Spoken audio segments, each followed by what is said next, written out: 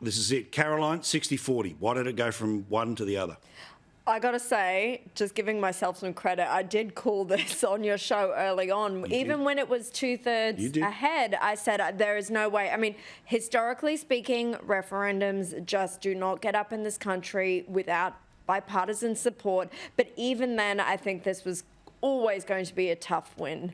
And for many of the reasons that Michael pointed out. But essentially, the Yes campaign lost it as much as the No campaign won it. It wasn't about misinformation. It was about no information or very, very little information.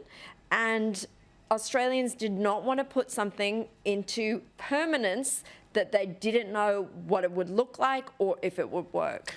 Stephen, 60-40. Why did we vote that way? Well, I think Freshwater, who had a very good weekend with both the New Zealand poll that they picked as well as this one, their polling late last week said the two major reasons why people weren't going to vote for it were cost of living and the fact that the more they knew about it, the less they liked it. I mean, I do have some difficulty with the arguments being made by some on the Yes case who are saying, you know, all this misinformation. I mean, that's what Malcolm Turnbull said in 2016. Yes. And we all laughed at him and said, grow up. So I don't think you can put this down purely to misinformation. I mean, nearly 70% of the people were in favour of it 12 months ago. They got less informed over the 12 months. Some of this, that's a great point. Some of this doesn't quite up. So I think people just need to be honest about what went wrong, and there's a fair few things went wrong. But I think Freshwater picked it in both cases.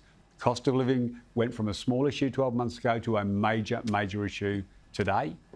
And the more people found out, that there wasn't enough information, they didn't vote for it, according to Freshwater. Yeah, I'm with you there.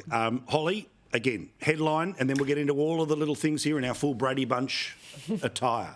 Mate, you know I've been a no. I've been a no the whole way. I spent a lot of nights with you and Joe Hildebrand, and I said to you from the beginning, Australians were going to say no to this because Australians do not believe in racially dividing this country. We don't believe in permanent victimhood.